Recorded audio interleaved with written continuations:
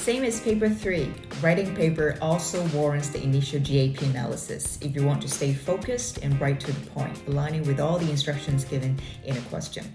If you haven't checked out my paper 3 analysis, and if you don't know what GAP is, check out my other video for more information. I'll put the link below in the description box. Language is the mean of communication for you to express ideas. Without a proper mastery of language in terms of language features, sentence structures, and grammar, your overall content might suffer. In this video, I'm going to analyze a piece of Part A writing as a sample to illustrate the importance of doing the GAP analysis and the role of language and organization in DSE Paper 2. Hello students, welcome back to my channel. If you're new here, my name is Miss Sarah. I'm a registered English teacher in Hong Kong. My goal is to make English more fun and relatable. Check out my series English with Miss Sarah and be a warrior to brush up on your English in an entertaining way. Okay, without further ado, let's begin. Here's the question. You are a student and helped organize your school's lucky draw to raise money for additional laptops and tablets which students can use at home. The first prize was a diamond ring donated by a former student called Dr. William Fong. The lucky draw was very popular, and a second batch of tickets had to be printed. Write a letter to Dr. Fong thanking him for his donation. Use the information below to help you. Thank Dr. Fong for his donation. Explain the purpose of the lucky draw and why the first prize was so attractive to students. Explain how successful the lucky draw was and how Dr. Fong's donation helped sell the tickets. Okay, to any pieces of good writing, planning is the key. What I wouldn't say it's impossible to have a good piece of writing without any planning, but I would say it's highly unlikely to have a good piece of organized writing without giving some time to brainstorm content and actively think of how to organize your thoughts. Even professional authors will have various drafts to their writing before they will publish, right? Of course, in an exam setting, we will not have all the time in the world for us to do research for content, to plan and organize our thoughts in a way that we will if we were in a different setting. So what can we do? We do the GAP analysis. Take this question as an example. What's the GAP? For genre, it's a letter, in particular a thank you letter. For audience, this letter is written to Dr. William Fong. Who is he again? He's the alumnus of your school. In other words, he's your fellow schoolmate, your senior brother.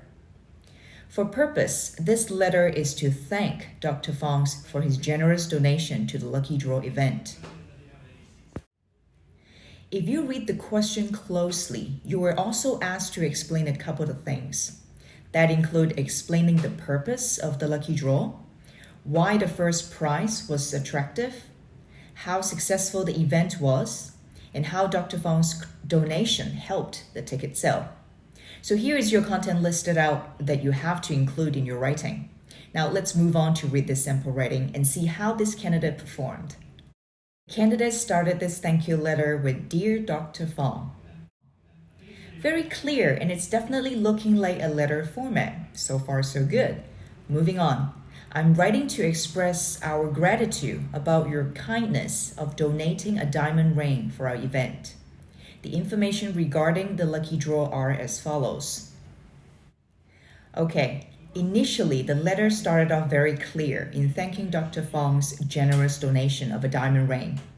However, what puzzled me a little was the part which said, the information regarding the lucky draw are as follows.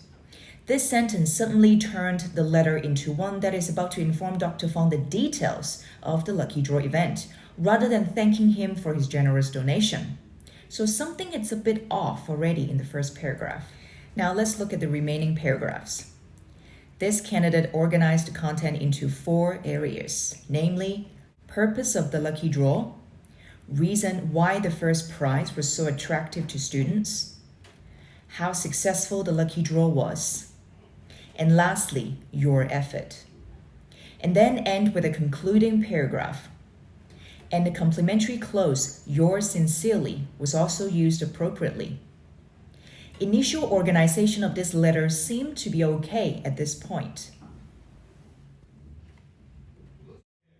Now let's dig into the second paragraph, purpose of the lucky draw.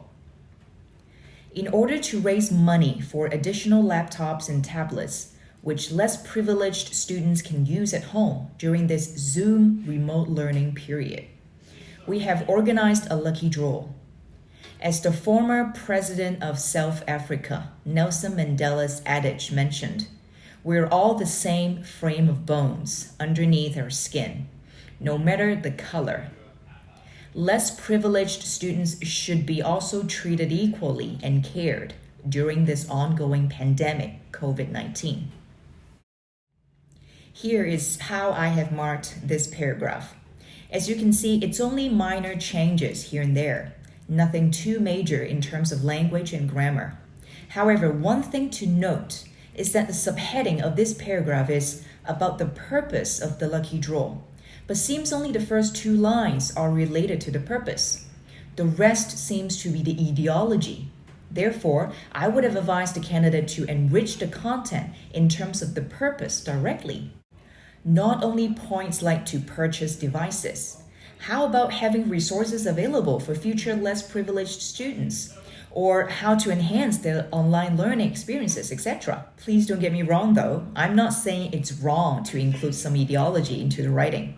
The main point is, how do you organize and how do you decide where to put what information appropriately in order to achieve your overall goals? Moving on to the third paragraph. Reason why the first prize was so attractive to students. The diamond ring that you have sponsored is extravagant, and it is from the latest 2021 autumn collection of Louis Vuitton.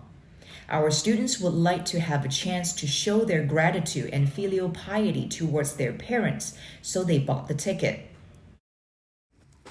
Here's my revision of this paragraph. Again, grammar-wise, not much changes. But grammar isn't everything without a solid content. It's just a means to an end.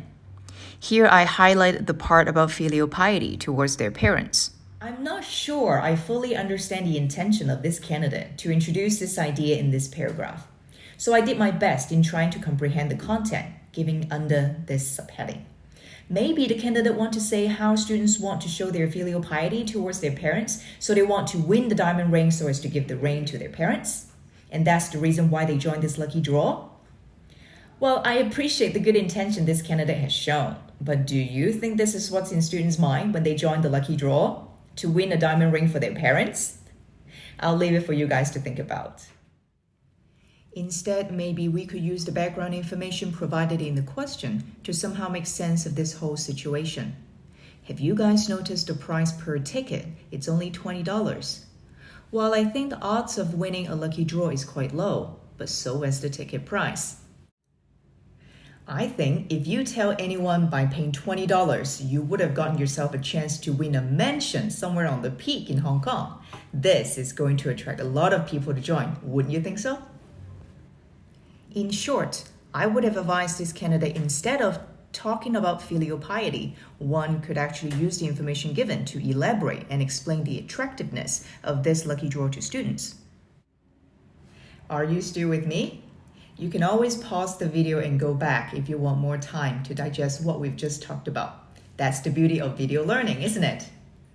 All right, moving on to the next paragraph. How successful the lucky draw was. The lucky draw was very popular. The first 2,000 tickets were sold out within a recess, so a second batch of tickets had to be printed. All the tickets were sold out through general office, and the total income including tickets and additional donations is $80,500, which can be used to buy 16 more laptops and tablets.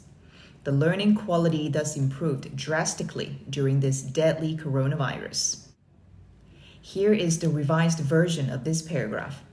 A quick question, how do we measure success? Here, the candidate mentioned how fast the ticket sales went. Of course, this can be one of the indicators of success, but is it the only one? Can you think of any other ways to show the event was successful? What about ideas like having students wanting to buy more tickets, or having other alumni wanting to donate, or schools receiving non-stop phone calls asking about this event? Can you see where I'm going? Yes, there are endless ideas that one can include in order to show this lucky draw event was a huge success. Moving on to the last part of the main content, your effort. Your shiny diamond ring provided an incentive to stimulate the sales of the tickets. Additionally, more alumni responded that they would like to be a donor next time.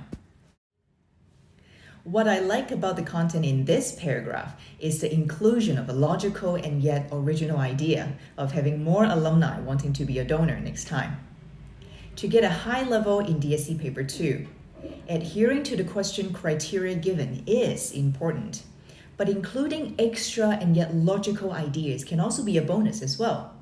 And here the candidate successfully did just that. Moreover, in terms of organization, maybe the candidate could also integrate this additional paragraph into the previous one, the one about the success of this event. What do you think? Okay, finally, we've got to the concluding paragraph of this letter. Here and now, we are grateful that your contribution to our school and student. In order to send our love and gratitude to you, we would like to entitle the innovative center of our school as Dr. Fong Inno Center. As the former Apple CEO Steve Jobs once said, great things are not done by a person, but a group of people.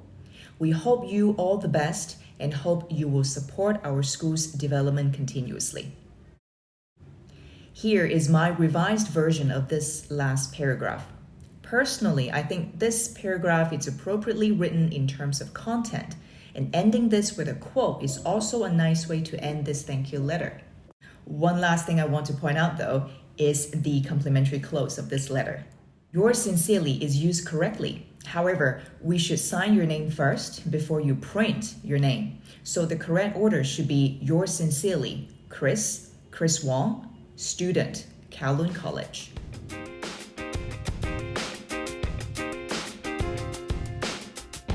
So if I were to give marks for this piece of DSE writing, for content, most of the content is relevant with a certain level of elaboration. Creativity and the ability to engage the reader's interest were also shown. Majority of the content is well planned, addressing all the criteria given in the task prompt. This letter is not overly long, nor was it filled with irrelevant information. So content-wise, I would be comfortable to give it a 5, or a 4 if you want to be a bit stricter for your own improvement. In particular, the part about filial piety could be further polished or simply rewritten. Language-wise, this candidate could use various sentence structures accurately, from complex sentences to complex compound sentences. Vocabulary is used appropriately and genre-specific. Overall tone, style, and register of this writing were also appropriate to show gratitude and respect towards Dr. Fong. I would be comfortable to give a 5 for language. All in all, this writing demonstrates the candidate's creativity and imagination towards the situation. Though there are still rooms for improvement, the attempts to display an appropriate thank you letter format is mostly successful, and the text is organized effectively too. For organization, I would be comfortable to give a 5 as well. For your information, since the update marking scheme, there won't be double penalty. So each category, content, language, organization, will be assessed independently. I hope you find this writing analysis video useful. If you think others will benefit from this, make sure you share it and forward it along. I'm a firm believer in forming a learning community. Whatever problems or questions you might encounter, others could be experiencing the same. So why not share it, discuss it, and improve together? Remember, the whole is always bigger than the sum of its parts. Until next time, bye for now.